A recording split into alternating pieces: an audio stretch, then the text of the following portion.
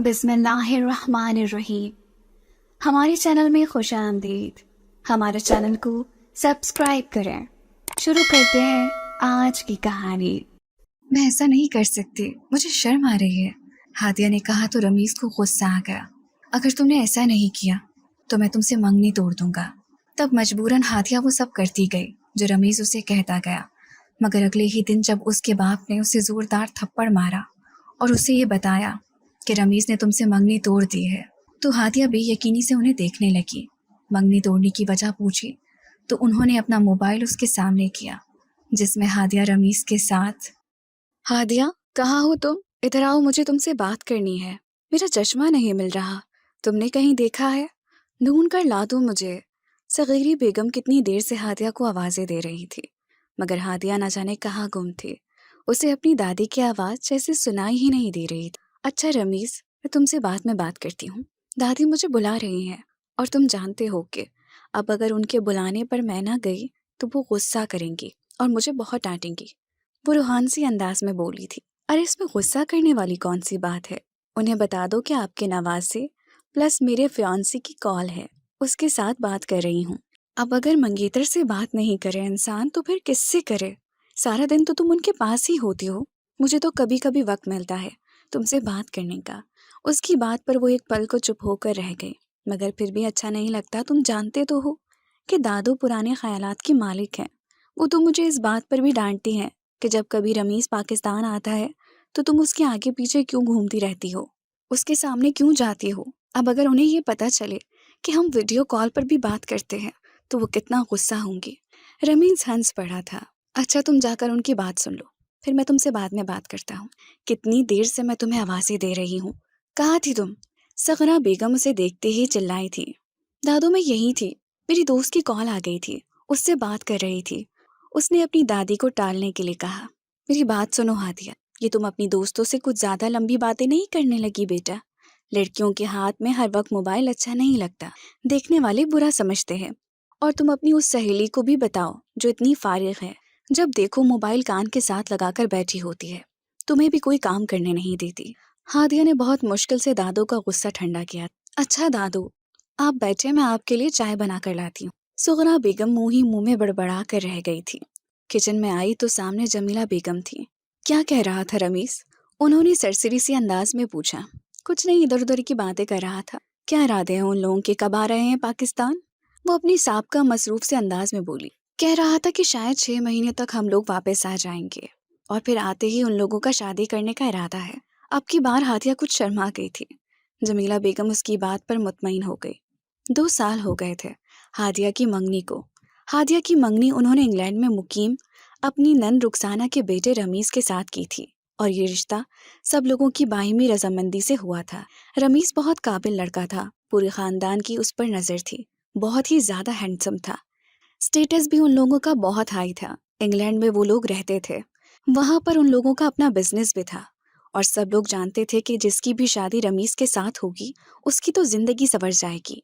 और फिर वो खुशनसीब लड़की हादिया ठहरी जिसे रमीज ने खुद पसंद किया था और अपनी माँ से कहा कि अगर शादी करूंगा तो सिर्फ हादिया से करूंगा। हालांकि हादिया उससे उम्र में काफी छोटी थी।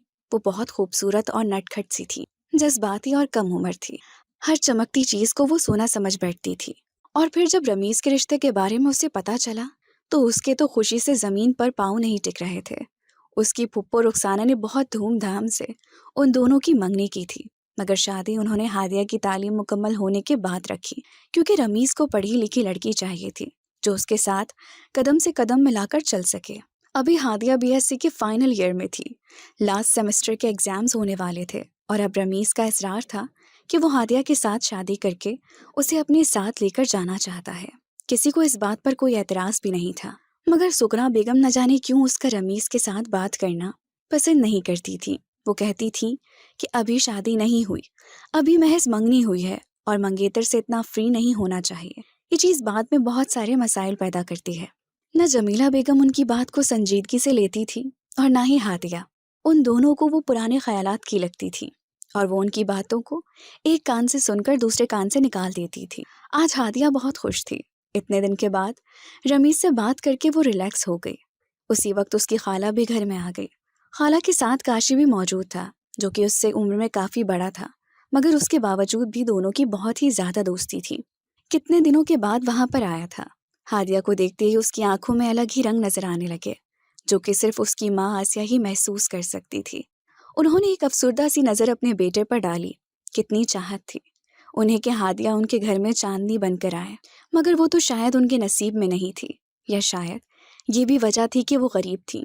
اگر ان کا بیٹا بھی کوئی اچھی جاب کر رہا ہوتا یا اس کا اچھا بزنس چل رہا ہوتا تو شاید یہ لوگ اس کی شادی کاشف سے کرنے پر بالکل بھی اعتراض نہ کرتے، مگر جب انہوں نے صاف لفظوں میں انہیں کہا کہ ہم ہادیہ کا ابھی کہیں رشتہ نہیں کرنا چاہتے، ابھی وہ پڑھ رہی ہے، اس کے ذہن میں ہم ایسی ویسی کوئی بات نہیں ڈالنا چاہتے، انہوں نے آسیہ بیگم کو صاف انکار نہیں کیا تھا، جس سے انہیں یہ امید بن گئی تھی کہ وہ دوبارہ بھی اپنی بہن اور بہنوئی کے سامنے سوال کر سکتی ہے۔ مگر جب کچھ دن کے بعد انہیں پتا چلا کہ ہادیہ اور رمیز کا رشتہ طے ہو گیا ہے تو وہ بالکل بے یقین سی ہو کر رہ گئی۔ کچھ دن پہلے تک تو ہادیہ چھوٹی تھی اور اب ایک دم کیسے اتنی بڑی ہو گئی۔ یقیناً یہ سارا پیسے کا کھیل تھا۔ جمیلہ بیگم ان کے سامنے شرمندہ سی ہو گئی، اپنی صفائی میں بولتے ہوئے کہنے لگی کہ یہ تمہارے بھائی صاحب کا فیصلہ ہے، انہوں نے کہا ہے کہ میں اپنی بہن کو انکار نہیں کر سکتا، اور آج نہیں تو کل ہادیہ کی شادی تو کرنی ہے۔ رمیز میرا بھانجا ہے، اس سے زیادہ میری بیٹی کو کوئی خوش نہیں رکھ سکتا، اور پھر بتاؤ کہ میں وہاں پر کیا بولتی۔ آسیہ بیگم افسردہ سی ہو گئی، خوب سمجھتی تھی کہ یہ صرف بھائی صاحب کا نہیں بلکہ جمیلہ کا بھی فیصلہ ہے، اور شاید ہادیہ کی بھی مرضی تھی۔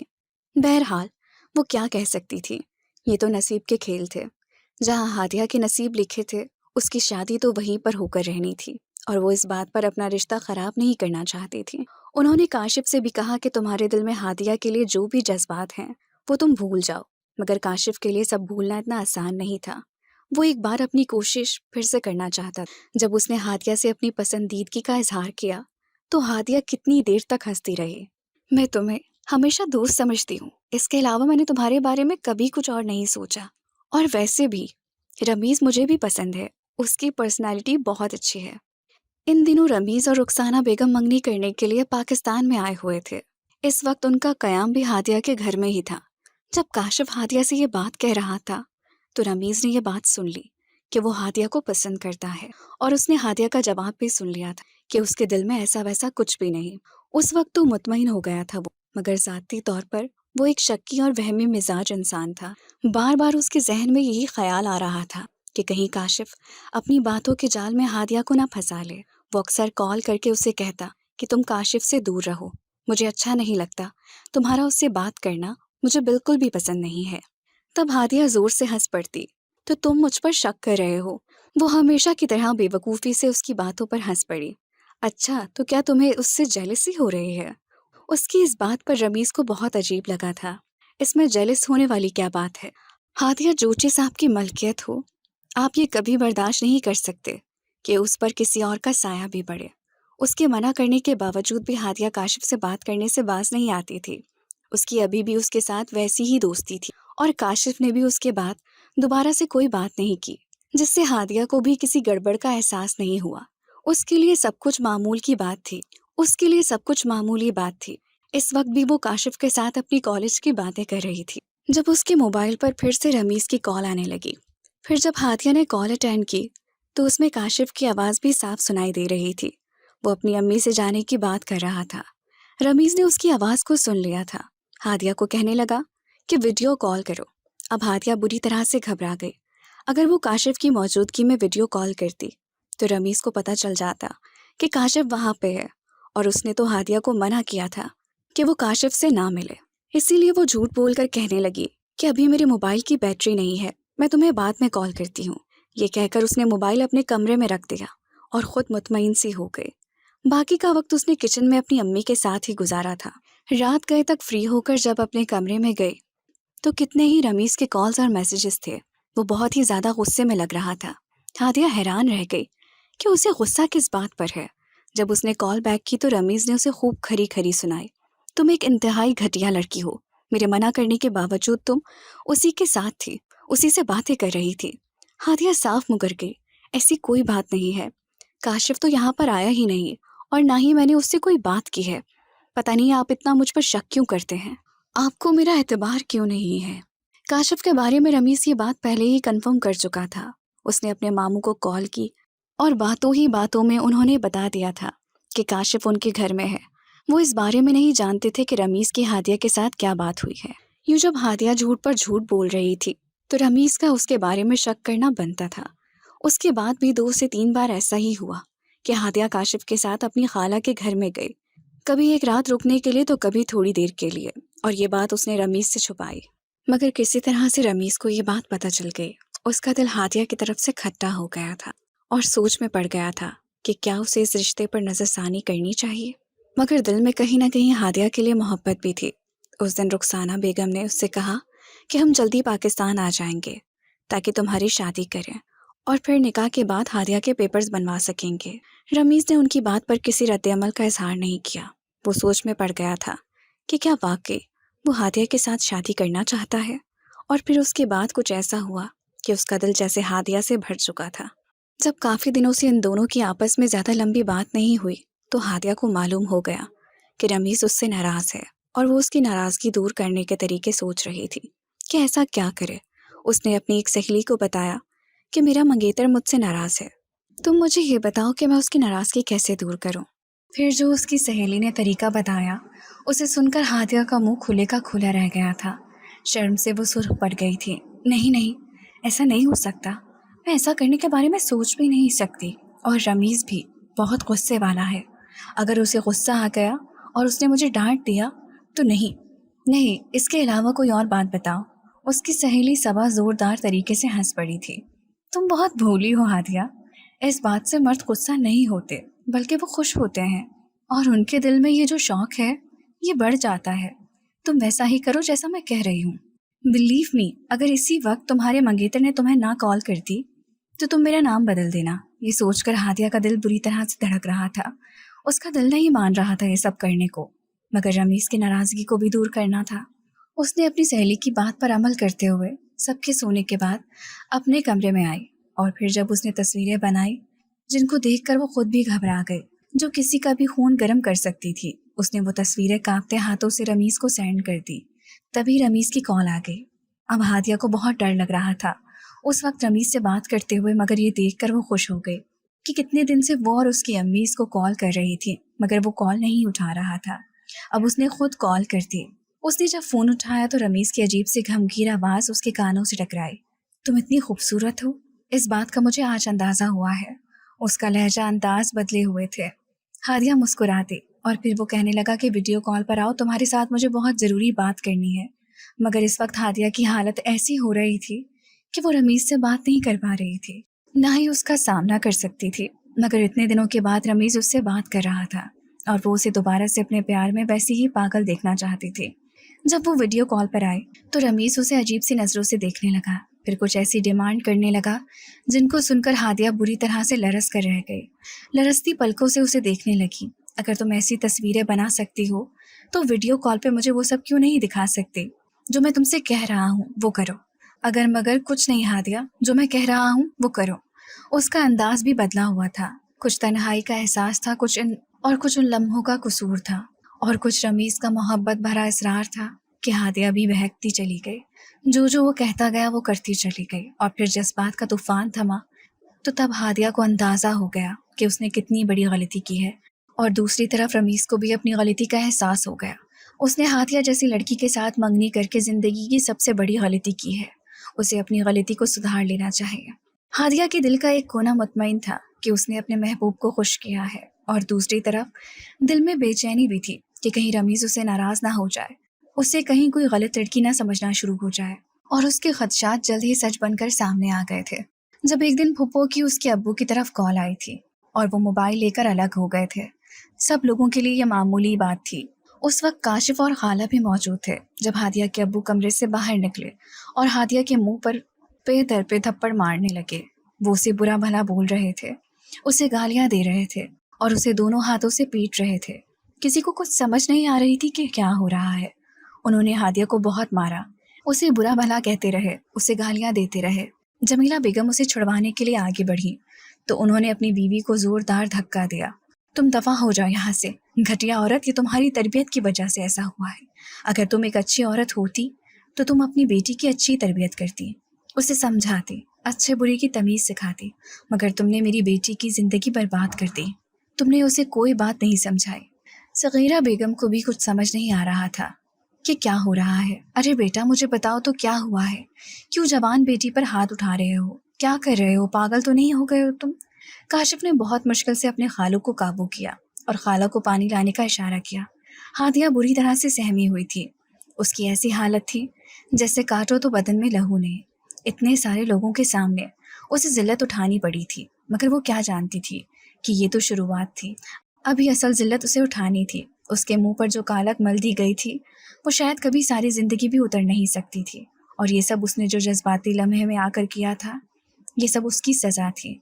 वो नहीं जानती थी कि खुदा की मुकर्रर करदा हुदूद को तोड़कर इंसान कभी भी सुकून या खुशी नहीं ले पाता। उसे दुनिया में भी रुसवाई उठानी पड़ती है और आखिरत में भी। भला अल्लाह की हुदूद को तोड़कर भी कोई अपने महबूब को खुश कर पाया है? नहीं। अगर कोई इंसान को खुश करने के लिए खुदा को नाराज कर देता है, तब खुदा का कहर उस पर नाजिल होता है। और अब इस बात की समझ हादिया को आने वाली थी।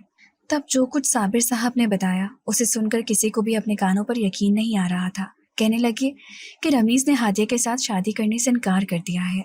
उसका कहना है कि हादिया गलत किरदार की लड़की है और रमीज़ से जल्दबाजी में गलत फैसला हो गया है। वो ऐसी लड़की से शादी नहीं करना चाहता। उसकी बात पर सबका मुंह खुले का खुला रह गया था। रमीज़ ने इतनी बड़ी बात कैसे कह दी? सगीरा बेगम तो गुस्से से कांपने लगी। बेशक वो मेरा नवासा है, मगर मैं उसे इस बात के लिए कभी भी माफ़ नहीं करूंगी कि उसकी हिम्मत कैसे हुई मेरी पोती के साथ ऐसा करने की। हादिया जज्बाती है, कम उम्र है, ना समझ है, मगर वो बदकिरदार नहीं है। मैं पूछती हूँ रुखसाना से, ये क्या तमाशा बनाया हुआ है? उसके बेटे ने हमारी बच्ची को बदनाम क्यों कर दिया है? तब साबिर साहब ऊंची आवाज में ढारे थे, अम्मा, आप नहीं जानती कि इस लड़की ने क्या किया है। सब हैरत भरी नजरों से देखने लगे। वो हादिया के बारे में ऐसा क्यों कह रहे थे? तब उन्होंने अपना मोबाइल अपनी बीवी के हाथ में थमाया और फिर जो कुछ उसमें मौजूद था उसे देखकर वो पत्थर की हो गई।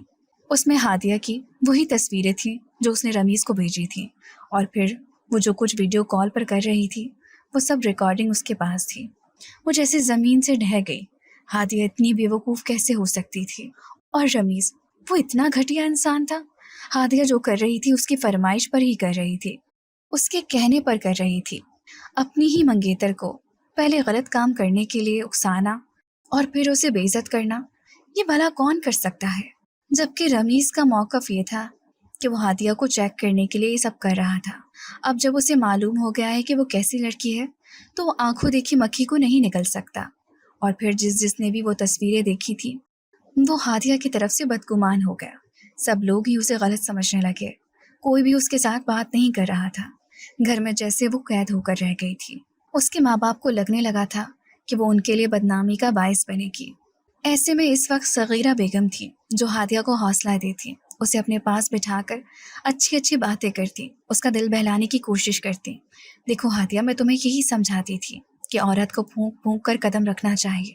मैं तुम्हें इसी दिन से तो मना करती थी कि तुम रमीज़ के साथ ज़्यादा बेतकल्लुफ़ मत हो। जब तुम दोनों के दरमियान तकल्लुफ़ की दीवारें गिरेंगी तो तब शायद वो सब कुछ हो जाएगा जो नहीं होना चाहिए। मैं इसीलिए चाहती थी कि तुम्हारे दिल में उसकी झिझक और शर्म कायम रहे, मगर तुमने मेरी किसी बात को नहीं समझा और तुम्हारी माँ ने भी तुम्हें खुलकर कुछ भी नहीं समझाया। मुझे तुमसे ज़्यादा तुम्हारी माँ पर अफसोस हो रहा है। इतनी उम्र इसने गुजार दी, मगर अभी तक इस औरत को अकल नहीं आई। सगीरा बेगम बुरी तरह से अपनी बहू को कोस रही थी और हादिया का रो रो कर बुरा हाल हो रहा था। मुझे रमीज़ पर शदीद तरीन गुस्सा है। कितना घटियापन किया है उसने। एक बार वो मेरे सामने आ जाए, मैं उससे पूछूंगी कि उसने मेरी पोती के साथ ऐसा क्यों किया। और फिर कुछ वक्त के बाद मालूम हुआ कि रुखसाना फुप्पो अपने शौहर और बेटे के साथ पाकिस्तान आई है। अपने घर में ही इस बार उन्होंने क़याम किया था और अक्सर वो रिश्तेदारों के घर में जाती रहती थी, मगर अपने भाई के घर में वो नहीं आई। यहाँ तक कि अपनी माँ से मिलने के लिए भी नहीं आई।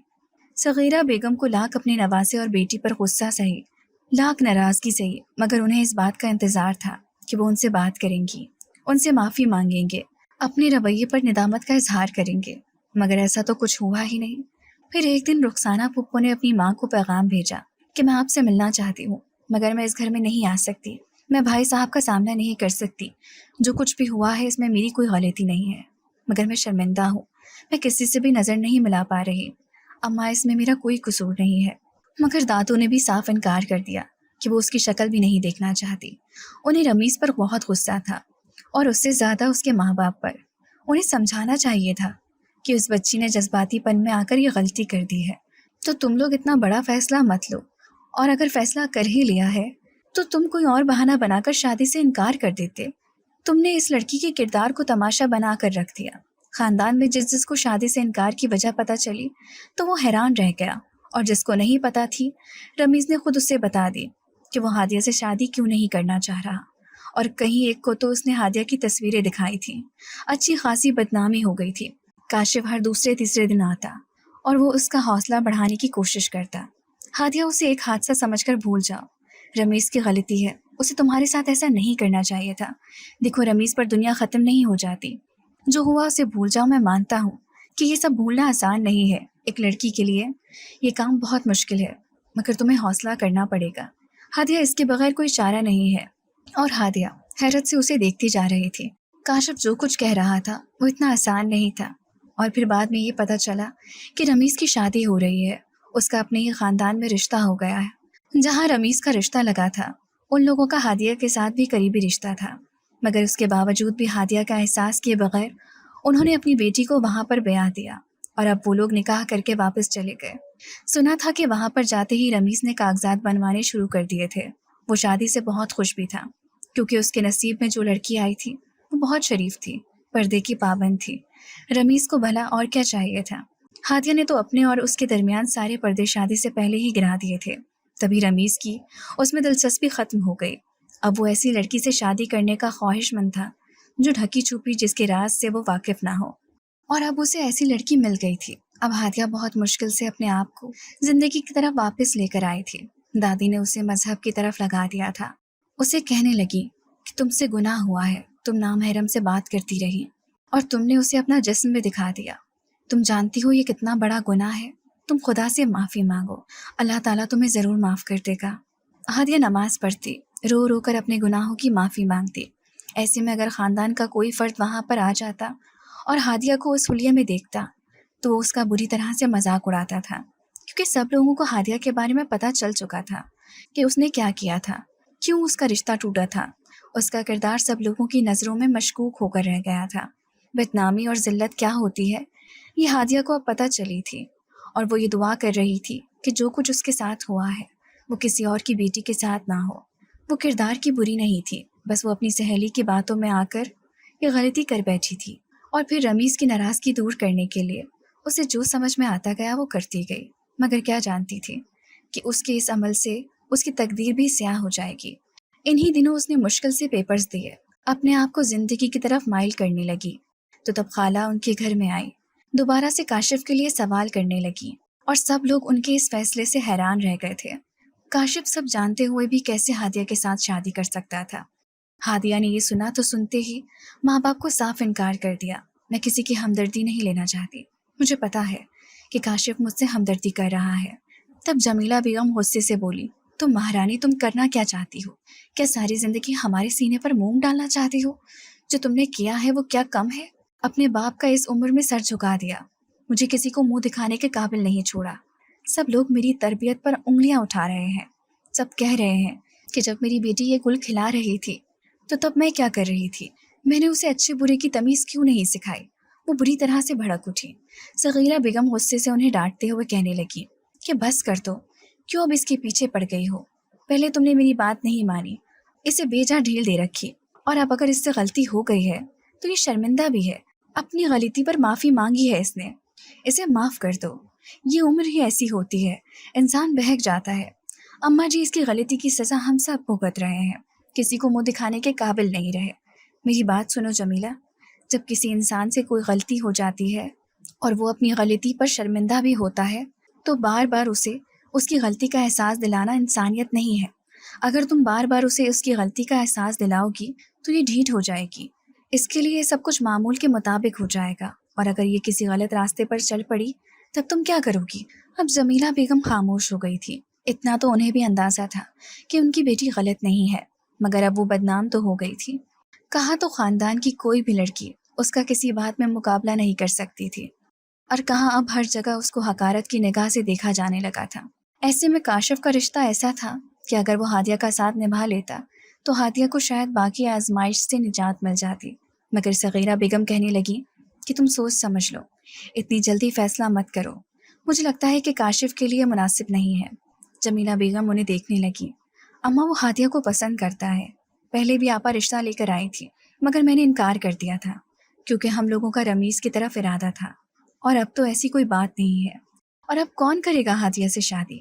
جمیلہ، میں اسی لیے کہہ رہی ہوں کہ یہ فیصلہ مت کرو، خاندان سے باہر بہت سارے لوگ مل جائیں گے، ہماری ہادیہ میں کوئی کمی نہیں ہے، اور بہت سارے لوگ ہوں گے جو اس بات سے ناواقف ہوں گے، جلد ہی سب لوگ بھول بھی جائیں گے، لوگوں کو جب کوئی نئی بات مل جائے گی تو وہ پرانی بھول جائیں گے، مگر تم کاشف سے اس کی شادی مت کرو، وہ سب کچھ جانتا ہے، بعد میں وہ ہادیہ کو تانے دے گا۔ مگر جمیلہ بیگم اور ساجد صاحب نے ان کی ایک بھی نہیں سنی، کہنے لگی کہ بہن بہت چاہت سے ہادیہ کا ہاتھ مانگنے کے لیے آئی ہے۔ صغیرہ بیگم انکار کرتی رہ گئی، اور پھر ہادیہ نے بھی انہیں کہہ دیا کہ دادو، مجھے کاشف نے کہا تھا کہ وہ مجھے پسند کرتا ہے، مجھے بہت خوش رکھے گا، میں بھی اس سب سے تنگ آ گئی ہوں، اگر مجھے کاشف کا ساتھ مل گیا تو مجھے عزت بھری زندگی مل جائے گی۔ انہوں نے ایک افسوس بھری نظر ہادیہ پر ڈالی، جو وہ سمجھ رہی تھی وہ سمجھنا ان لوگوں کے بس میں نہیں تھا۔ اب وہ خاموش ہو کر رہ گئی، جانتی تھی کہ ان کی کوئی نہیں سنے گا، تو اب بولنے کا کوئی فائدہ نہیں تھا۔ کچھ ٹائم کے بعد ہی ہادیہ کی کاشف کے ساتھ شادی ہو گئی۔ ہادیہ بہت خوش تھی کہ اب اسے عزت بھری زندگی ملنے والی ہے، ورنہ تو وہ جہاں بھی جاتی تھی اس کا اسی طانے سے استقبال کیا جاتا تھا کہ سناؤ، کیوں چھوڑ دیا تمہیں رمیز نے؟ کیا ضرورت تھی تمہیں یہ سب کرنے کی؟ وہ شرمندہ سی ہو کر رہ جاتی تھی۔ اب اگر کاشف اسے اپنی عزت بنا لیتا تو کم از کم کوئی اس سے رمیز کے بارے میں سوال جواب تو نہیں کر سکتا تھا۔ ہادیہ عروسی لباس میں بیٹھی کاشف کا انتظار کر رہی تھی۔ اس کے دل میں ہزاروں ارمان تھے اور آنکھوں میں بہت سارے خواب بھی سجائے ہوئے تھے۔ کاشف کمرے میں داخل ہوا اور خاموشی سے اس کے سامنے آ کر بیٹھ گیا۔ کتنی دیر تک ہادیہ سر جھکا کر بیٹھی رہی، کاشف کے بولنے کی منتظر تھی، مگر جب وہ خلاف معمول گہری خاموشی اختیار کیے رکھا تھا۔ ہادیہ نے سر اٹھا کر اسے دیکھا، اس کا چہرہ سپاٹ تھا، آنکھوں میں سنجیدگی تھی، اور جب وہ بولا تو ہادیہ کو حیران پریشان کر دیا۔ کیسا لگ رہا ہے مجھے رمیز کی جگہ پر دیکھ کر؟ ہادیہ اس کے پہلے سوال پر چونک گئی تھی۔ یہ کیسا سوال تھا اپنی بیوی سے؟ وہ نہیں سمجھ پائی، اسے دیکھنے لگی۔ وہ طنزیہ انداز میں ہنس پڑا۔ تم رمیز کو بہت پسند کرتی تھی نا؟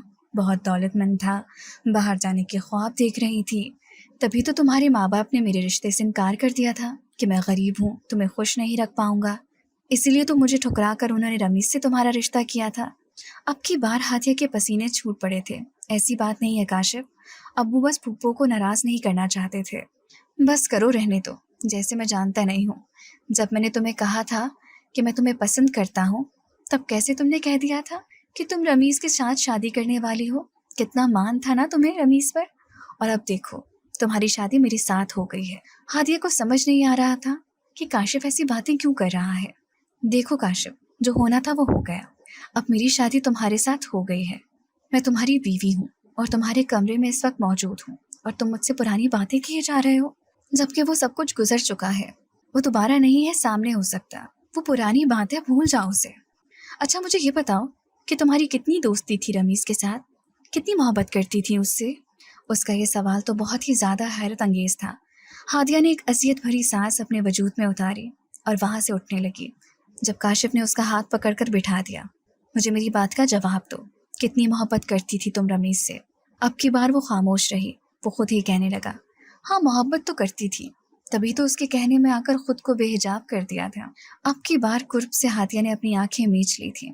کیا کیا نہیں دکھایا تم نے اسے، اور کیا کیا نہیں کیا اس کے کہنے پر؟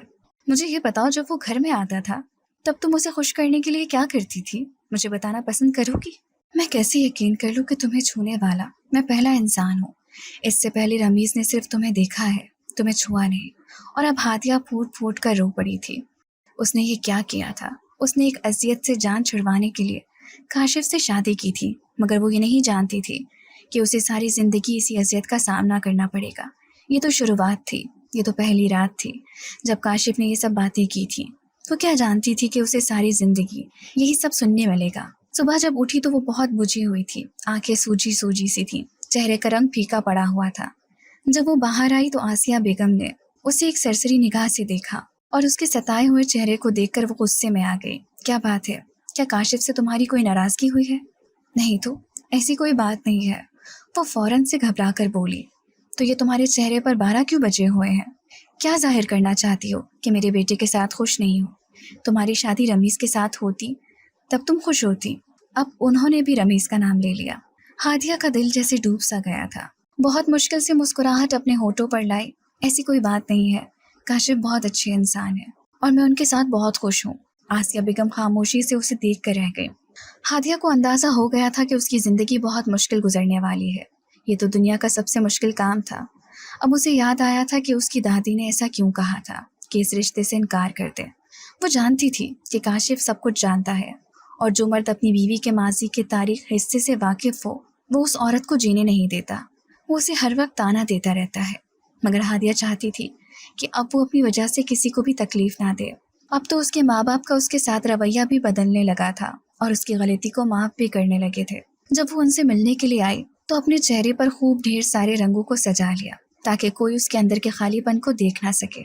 और यहाँ पर भी काशिफ तंज करने से बाज नहीं आया। तो तुम्हें मालूम हो गया कि तुम्हारा महबूब तुम्हारे घर में इस वक्त मौजूद है, जो तुम्हारा इंतजार कर रहा है, और तुम उससे मिलने के लिए इस कदर तैयार हो रही हो। हादिया हैरत भरी नजरों से देखने लगी। आप इतनी तल्ख बातें क्यों करने लगे हैं? पहले तो आप ऐसी तल्ख बातें नहीं करते थे। उसके अंदाज में शकवा था। काशिफ जोरदार तरीके से हंस पड़ा, क्योंकि तुम भी पहले ऐसी हरकतें नहीं करती थी। वैसे तो तुम मुंह बनाकर घूमती फिरती रहती हो, मगर अब जब तुम अपने माँ बाप के घर जा रही हो और तुम्हें ये पता चला है कि वहाँ पर रमीज भी मौजूद है, तो तुम इतना तैयार हो रही हो। हादिया इस बारे में नहीं जानती थी कि रमीज वहाँ पर आया हुआ है और वो अपनी अम्मी अब्बू के घर जा रही है। और ये फिर उसे माँ बाप के घर जाकर ही पता चला था, जब रमीज सामने सोफे पर बैठा हुआ था। उसे देखकर बेअख्तियार खड़ा हो गया। फुप्पो भी उसकी तरफ बेताबी से बढ़ी थी। उसे गले से लगा लिया और रोने लगी। ये सारी सूरत हाल हादिया के लिए बिल्कुल नहीं थी। कहा तो फुप्पो उसकी शक्ल भी देखने के लिए तैयार नहीं थी, और कहा अब रमीज जो उससे नफरत का दावेदार था, अब वो उसे यूं देख रहा था जैसे आखिरी बार देख रहा हो। उसकी आंखों में इतनी हसरत थी कि हादिया उसे देखती रह गई। मगर जल्दी उसने अपने तासुरात पर काबू पा लिया, क्योंकि काशिफ और खाला उसको नोट कर रहे थे। वो वहाँ से उठकर किचन में अपनी अम्मी के पास आ गई। तब उसे मालूम हुआ कि रमीज ने अपनी बीवी को तलाक दे दी है। तो हैरत से अपनी माँ को देखने लगी। क्या मतलब अम्मी? वो लोग तो बहुत चाहत से सादिया को ब्याह कर ले गए थे, अब क्या हुआ? तब जमीला बेगम गहरी सांस लेकर कहने लगी कि जब सादिया वहाँ पर पहुंची तो उसकी तबीयत बहुत ख़राब थी। कितने दिन से उसे चक्कर आ रहे थे। किसी को समझ नहीं आ रहा था कि आखिर उसे क्या हुआ है। और फिर रमीज एक हफ्ते के बाद जब उसे डॉक्टर के पास लेकर गया तो उसे पता चला कि वो प्रेग्नेंट है, और ये प्रेगनेंसी 1 महीने की थी। रमीज का तो मुंह हैरत से खुले का खुला रह गया। ऐसा कैसे हो सकता है? सादिया ये बात मानने पर तैयार ही नहीं थी। उसका ये कहना था कि ये रमीज का बच्चा है, जबकि रमीज का इसके साथ कोई किस्म का ताल्लुक नहीं था। और फिर डीएनए टेस्ट के बाद ये बात साबित हो गई कि ये बच्चा रमीज का नहीं बल्कि किसी और का है। रमीज ने उसे तलाक दे दी है, उसे वापस भिजवा दिया है। मगर वो खुद बहुत दुखी था। उसे अंदाजा हो गया कि उसने तुम्हारे साथ गलत करके बहुत ज्यादती की है। उसे ऐसा नहीं करना चाहिए था। तुम्हारी फुप्पो को भी अपनी गलती का एहसास हो गया है। वो हमसे इस बात पर शिकवा कर रहे हैं कि हमने तुम्हारी शादी करने में बहुत जल्दबाजी कर दी। हमें इतनी जल्दी ये फैसला नहीं करना चाहिए था। तब मैं ठंडी आह भर कर रह गई थी। मेरे नसीब में जो लिखा था वो होकर रहना था। मुझे अपनी गलती का भी एहसास हो गया था और मैं उस पर शर्मिंदा भी थी। मगर काशिफ ना तो मुझे मेरी गलती भूलने देता था और ना वो खुद भूल रहा था, बल्कि बात बात पर मुझे ताने देता था, जिस पर मैं खुद शर्मिंदा थी। सारे घर के काम काज करती, खाला को चारपाई से नीचे पाँव नहीं उतारने देती थी। हालांकि अम्मी के घर मैंने कभी कोई काम नहीं किया था, मगर इसके बावजूद भी वो लोग मुझसे खुश नहीं होते थे। उन्हें यही एतराज़ था कि मेरे माँ बाप ने पहले काशिफ के लिए इनकार क्यों किया था और अब मुझे कोई अपनाने के लिए तैयार नहीं हुआ। मजबूरन मुझे काशिफ के हवाले कर दिया गया, और जब मुझे कोई अपनाने के लिए तैयार नहीं हुआ तो मजबूरन मुझे काशिफ के हवाले कर दिया मेरे वालिदैन ने। मैं उन्हें ये बात समझा समझा कर थक चुकी थी कि किस्मत में इसी तरह से होना लिखा था। मेरी किस्मत काशिफ के साथ लिखी थी, तभी तो मेरी उससे शादी हुई। मगर वो लोग ये मानने पर तैयार नहीं थे। पिछले कुछ दिनों से मेरी तबीयत भी खराब रहने लगी थी, चक्कर आने लगे थे। जब खाला के साथ डॉक्टर के पास गई तब मुझे पता चला कि मेरे यहाँ खुशखबरी है। तब खाला का और काशिफ का रवैया मेरे साथ काफ़ी हद तक काबिल कबूल हो गया था। मगर अभी भी सारे घर की जिम्मेदारियां मुझ पर ही थी। इस हालत में भी मैं सारे काम काज करती थी। ان دونوں کو خوش رکھنے کے لیے اپنی پوری کوشش کرتی، مگر ان دونوں نے جیسے خوش نہ ہونے کی قسم کھا رکھی تھی۔ اسی طرح دن گزرتے گئے۔ انہی دنوں میں نے ایک خوبصورت سی بیٹی کو جنم دیا۔ میں بہت خوش تھی کہ میرے قدموں تلے جنت آ گئی، مجھے رب نے اپنی رحمت سے نواز دیا۔ مگر تب مجھ پر حیرت کے جہاں ٹوٹ پڑے جب کاشف اور خالہ مجھے دیکھنے کے لیے ہسپتال میں نہ آئے۔ کاشف کو جب یہ پتہ چلا کہ میری بیٹی پیدا ہوئی ہے تو اس کے بعد مجھے چھوڑ کر چلا گیا۔ میرے پاس اماں تھی، وہ بھی ان کے رویے پر حیران تھی، کیا ہو گیا؟ مگر بعد میں پتہ چلا کہ کاشف اور خالہ نے مجھے اپنانے سے انکار کر دیا۔ ان کا کہنا تھا کہ میں نے بیٹی پیدا کی ہے، بیٹیاں ماں پر جاتی ہیں، اور جو کچھ میں نے کیا تھا ویسا ہی میری بیٹی بھی کرے گی۔ میں اپنے ماں باپ کے گھر آ گئی۔ اب میں نے بھی فیصلہ کر لیا تھا کہ میں اس جہنم میں نہیں جاؤں گی۔ دادی کو میں نے روتے ہوئے سب کچھ بتا دیا تو وہ کہنے لگی کہ میں تو پہلے ہی جانتی تھی کہ وہ شخص تمہاری زندگی عذاب بنا کر رکھ دے گا، وہ کبھی بھی تمہیں خوشی نہیں دے گا، وہ اس چیز کو تمہارے لیے تانا بنا کر رکھ دے گا کہ پہلے تو اسے انکار کیا گیا، مگر جب تم بدنام ہو گئی تو تب تمہیں اس کے حوالے کر دیا گیا۔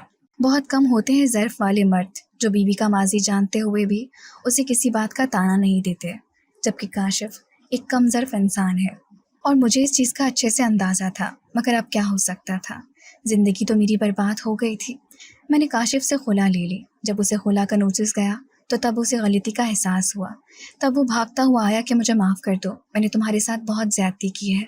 مگر اب میں اس کے ساتھ جانے پر تیار نہیں تھی۔ میں نے اسے کہہ دیا کہ میں اس اذیت والے تعلق میں نہیں رہ سکتی۔ تو طنزیہ انداز میں ہنس پڑا۔ یقیناً تمہیں رمیز نے آس دلائی ہوگی کہ وہ تمہارے ساتھ شادی کرنے والا ہے۔ تب مجھے اندازہ ہوا کہ یہ شخص کبھی بدل نہیں سکتا۔